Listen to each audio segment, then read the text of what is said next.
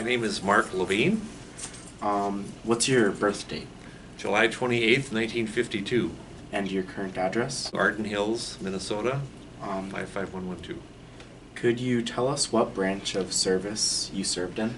The U.S. Navy. And what about your rank? I was a second-class petty officer when I was discharged from the Navy. That's E5. What year were you drafted or volunteered? I joined the Navy in December 1970. And where did you serve? Well, I went to boot camp in San Diego, California, and I was there for 13 weeks, which was not normal because normally boot camp was 11 weeks, but because it was over the holidays, we got an extra 2 weeks of pure hell. I'm just kidding. And then I was in the Navy. We used to sit and watch the Marines run back and forth, and they did everything physical, but the Navy was more mental, so we took a lot of tests. Not so much running and physical fitness, but just kind of your mental capacity. So we did a lot of aptitude tests, and my test determined that I should be an air traffic controller. And because of that, they sent me to school in Georgia. And so after boot camp, I went to Georgia, Brunswick, Georgia, and I was there for 6 months learning how to be an air traffic control person. Nice. And were you drafted or did you enlist? In 1970, they still had the lottery. My lottery number was 180 out of 365, and which was the year before they had taken numbers up to 180 and drafted. So I potentially was a potential draftee, but no, I voluntarily joined the Navy. Of course, if I had been drafted, I would have gone in the Army. I did not want to go into the Army. Was not interested, so I joined the Navy. Nice. Where were you living at the time that you enlisted? A little town called Argyle, Minnesota. You ever heard of that before? It's a real small town in northwestern Minnesota. And why did you choose to join? Well, good question. So I graduated from high school in 1970, didn't really know what I wanted to do, and I went out to Montana and I worked on a ranch for 3 months. Pay was pretty good. And then I came back, and most of my classmates had decided to go to college, and most of them were in college or trade school, but I didn't know what I wanted to do. I was kind of undecided. And then I remember one night I was driving beat truck for Philip Schiller, who was a local farmer in town, and Gary Hebert came over, and Gary was kind of in the same boat as I. We hadn't decided what we wanted to do. And Gary said, "Mark, let's join the Navy together. What do you think?" I said, I don't really know what I want. I don't want to go to college. I'm not ready for that. So yeah, let's do it. So we decided to join the Navy. It was kind of like a spur of the moment decision. And does that kind of lead into the next question? Why did you pick the service branch that you picked? I think probably the biggest, part of it was because Gary said, let's join the Navy together, which sounded like a good idea. But my dad was in the Navy, and my dad was kind of a storyteller, and I talked a lot to him about his Navy experiences. My grandfather was in the Army, and I wasn't interested in the Army. Plus my older brother was in the Army, and he had been to Vietnam, and he just got back, and as a matter of fact. His name is Noel, and he didn't have a very good experience in the Army, so I wasn't interested in the Army. The Navy sounded like a little better option for me. The Air Force never came up, or the Marines was certainly out of the question for me. But so that's why I picked the Navy. Yes. Do you recall your first days in service? Yeah, we flew. We went to Fargo. I think we went to Grand Forks, checked in there, and we got in a bus and went to Fargo. That's where the airport was. And we all hung around, and then they flew us to San Diego. And so we got to San Diego. It was late at night. And we all got in a bus, and they took us to where the boot camp was in San Diego, and we're all there, and we don't know what's going on, and they put us in these barracks. And there were probably 300 of us that showed up. And so we hung around for a couple days while they were figuring out, kind of getting us organized. And it was kind of chaos. didn't know what was going to happen, didn't know where we were going to be. But, you know, you spent a lot of time meeting other people and talking, and, you know, why do you join and all that. That was my first memory of being in the Navy. Do you remember any specific feelings for when you first joined? A little scared. I was a little fearful, and I remember talking to my dad. You know, Dad, is this the right decision? I mean, should I join the Navy? You know, what do you think I should do? And my dad said, well, all I can tell you, Mark, is that if you agree to do something, then carry out your contract. If you sign a contract, you know, you need to fulfill it. And if you're going to join for 4 years, that means you got to fulfill your 4-year contract. But don't forget that after 4 years, you can choose, you can make another decision. You don't have to stay in the Navy, and you can do something else. So it was a little fearful, because 4 years when you're 18 years old is a long time. And I knew that I was making a 4-year commitment, which is a big deal for an 18-year-old. But, you know, I was determined to fulfill my contract. Can you tell me about your boot camp or training experiences?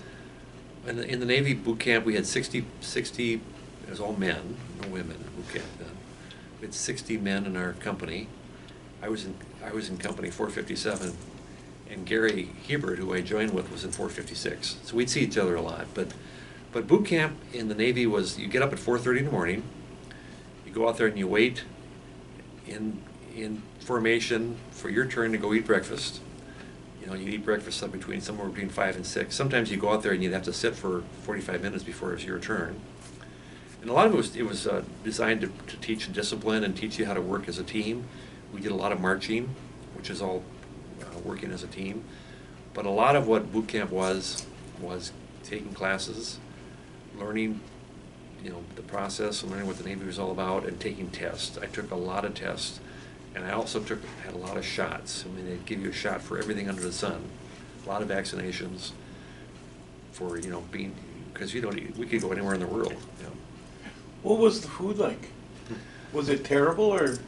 Food you know, the Navy always bragged about they had the best food of all the 4 military services. The food in the Navy was always great. I never heard a lot of complaints about the food in the Navy. You know, for example, every Thursday we got steak. You know, and every Friday we got some kind of exotic fish. I mean, the food was really good in the Navy. It was really excellent. Never complained about it. The only complaint I had about food in the Navy was that in boot camp, you're like I think it was the first or second week of boot camp, you had to work in the kitchen, and for a whole week. And you had to, you know, everybody got up at 4:30. Well, if you worked in the kitchen, you had to get up like at 3, and you'd work all day long. It was a long, hard, for 1 week. That was my only complaint about food in the Navy. But no, food in the Navy was great. Our company commander was a really nice guy. He was a kind of a laid back man, and I respected him a lot. Some of the boot camp commanders were kind of hard nosed, hard ass. But probably the commander that I remember the most when I was on the USS Enterprise, and I'd gone to Vietnam on the Enterprise and came back, and I was an air traffic controller. So when I got back from Vietnam, we went to Bremerton, Washington to kind of recondition our ship, what they call it. But all the air traffic controllers had nothing to do. For 6 months we were in dry dock. They call it dry dock. And so all the Airedales had nothing to do. So they reassigned me to the Master at Arms Division in the USS Enterprise, and that's basically a cop. I was a Navy cop for 6 months. And my boss was this African American guy that was he probably was a linebacker for the Green Bay Packers. He could have been. He probably weighed 300 pounds, but he was just a good guy, and he really liked me. He just took an interest in me, and was just a really good guy to work for. I really liked him a lot. Yeah. Well, here's a good one. How did you get through it? Get through the Navy? Yeah. It wasn't that difficult, really. I actually enjoyed my job. As an air traffic controller was really an interesting job. And part of the training is that they wanted me to get my pilot's license, so I did that also, and it was really cheap. So flying airplanes and talking to airplanes and working in and radar and traffic control towers was really fascinating. It was really an interesting job. In fact, I actually considered doing it as a career, but I enjoyed my work, and the food was good. You know, we didn't, when I was in Vietnam, we worked 12 on, 12 off. I mean, that got a little bit difficult while we were basically on station, you know, in the battle zone, I guess what you call it. That was kind of difficult, but for the most part, it really wasn't that difficult a job. And I was gonna say, this question might be a little hard. If you don't want to answer it, you don't. Did you lose any planes when you were on duty? Yes, we did. We were in the Linebacker 2 operation, and we lost, I think it was 4 airplanes. And one of the most harrowing experiences in my service is that I was a controller, and my job was to, planes would get to 12 miles from the ship, and then I would talk them down and try to keep them on glide path until they landed on the aircraft carrier. And one night, and a lot of times the planes would come back, they had been out on patrol or whatever, and a lot of times they came back, they had no radios. There were a lot of problems that developed. And we had 2 ground controllers. So I was one of them, the other guy was another one. We had 2 radio frequencies, so the plane was assigned a radio frequency, and you had to make sure you had the right frequency. So my plane came in at 12 miles, and I started talking to him, and I said, okay, you're going below glide path.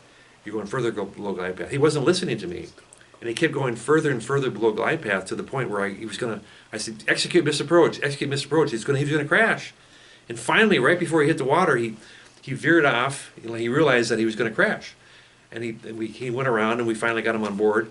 And I was sitting in our station, and the pilot came down, and he was furious. He said the air traffic controller was not talking to me. He wasn't giving me instructions. He says, you get rid of that guy. That guy's worthless. He doesn't know what he's doing. And that was me. But the problem was, he was on the wrong frequency. He wasn't listening to me. He was listening to the other controller. And they figured that out pretty quick. So I was, you know, I had done everything correct, but I was scared to death that I was going to get court-martialed or something, because they almost crashed. And these planes are worth millions of dollars. And we did have one plane that was coming down, and there was a malfunction, and he crashed into the water. They ejected. We saw it. I mean, something went wrong with the plane. But we lost, I think we lost 5 or 6 planes when I was over there. We had 4 planes shot down by the North Vietnamese. 2 pilots that I knew were killed after they were shot down, and 2 others were captured. And we were there towards the end of the war, and they ended up coming back to the United States. But you know, so we did see some action. Where exactly did you go while you were serving? Well, I went to boot camp in San Diego, then I went to school in Georgia for 6 months. Then I was assigned, and in the school we had like 40 people in our class, and the deal was that they had 40 places for us to go, and you get to pick where you wanted to go based upon your score. So if you had the best grade in the class, you got a pick of 40 places. And I was 7th in the class, so I had a pick of 31 places where I could go. And the first 8 billets was an extra schooling, so I decided to do that, and I picked Kingsville, Texas. And I went down to Kingsville, Texas for 1 year, worked at a Naval Air Station, and then I was assigned to the USS Enterprise, and I had to drive to San Francisco, and the USS Enterprise at the time was stationed in Vietnam, so I had to drive to San Francisco, and then they flew me to Alaska, Japan, and the Philippines. And then I had to wait in the Philippines, I think it was for a week, so they could get me out to the USS Enterprise that was out on the Tonkin Gulf off the coast of Vietnam. And there are a few stories that took place during that trip. I don't know what your next question is, but I could tell a few stories, war stories if there's time. But Go ahead. Yeah, send Go it. go ahead. well, one of the most interesting things that happened when I was on this transit trip is I was in the Philippines, and I was waiting for a ride out to the Enterprise, which was out on the Tonkin Gulf. And so there wasn't much for us to do. It was a transit pair, because everybody's kind of waiting to be reassigned. And And so you get up every morning, you had to report in, and then they would give you a sign. Well, I was a third class petty officer, so I got up one morning and the guy said, okay, Mark, your job today is I want you to escort Seaman so-and-so to court, because he was arrested for possession of marijuana in the Philippines, which is a very serious offense. I mean, like 10 years in prison. And I want you to sign, he's got a court date today, so I want you to go, to escort him to the court date. So that was my job. So I escorted the seaman to the court date. The court hearing was scheduled for 10 o'clock in the morning in Olongapo, Philippines. And we got there at 10 o'clock in the morning, because I got there on time. It was I'm always on time. And we got there, and we waited around for 4 hours. And finally, at 2 o'clock in the afternoon, the prosecutor, I mean, there were people all over. It was like mass chaos. And we were just waiting around for his court appearance to see a judge.